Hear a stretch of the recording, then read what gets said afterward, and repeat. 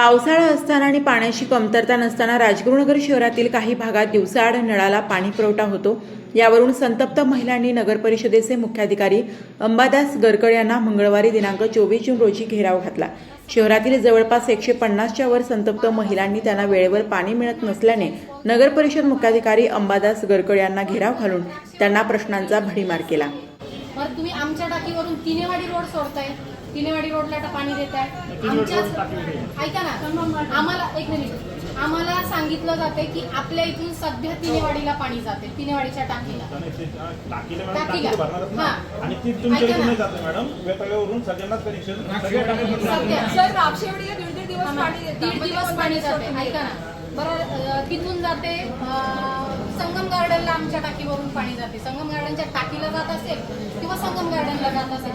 तुम्ही आमच्या टाकीवर एवढा अतिरिक्त लोड दिलाय ना की माणसांची संख्या इकडे जास्त आहे आणि तुम्ही पाणी कमी देताय, त्यामुळे ही ओरड आहे। आणि आम्ही 2 महिने झाले हे सहन करतोय केवळ तुमच्या शब्दाखाली। गावातले सगळे लोक थोडा वेळ येतात तुमच्याकडे, तुम्ही त्यांना आश्वासन देतात पण पुढे काही होत नाही त्याच्यामुळे आज आम्ही सगळ्या गावकऱ्यांना मिळून बोलवलंय की बाबा सगळ्या गावाचा प्रश्न आहे।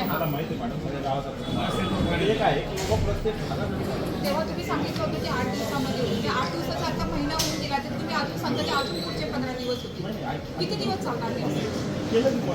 मोटर एक चालू केली आपण, जी दुसरी मोटर बंद होती ती मोटर पण चालू केली। त्यावेळेस तुम्ही आला होता मॅडम, त्यावेळेस आपलं जे काही रोजवर आहे ते पाण्याच्या वर होतं। आपण पाणी जे काही 2 मोटरी आहेत 20-20 इंचच्या, त्या जॅकवरमध्ये बाहेर टाकून पाणी जॅकवरमध्ये घेऊन पाणी शहरास जो काही पाणी पुरवठा करण्यात येत आहे तो सद्य परिस्थितीमध्ये दिवसाआड करण्यात येत आहे। आज बऱ्याचशा महिलांनी नगर परिषद कार्यालयामध्ये याबाबत येऊन विचारणा केली असता त्यांना नगर परिषदमार्फत समाधानकारक उत्तरं देण्यात आलेली आहेत। जो काही पाणी पुरवठा चालू आहे त्या पाणी पुरवठ्यामध्ये येत्या काही काळामध्ये लवकरात लवकर सुरळीत करण्याचा प्रयत्न नगर परिषदमार्फत चालू आहे। तथापि जॅकवेलपासून WTP पर्यंत येणारी लाईन ही कमजोर असल्यामुळे ती लाईन रिप्लेसमेंटचा प्रस्ताव सध्या विचाराधीन आहे। लाईन रिप्लेसमेंट झाल्यानंतर शहरास योग्य रीतीने पाणी पुरवठा होईल।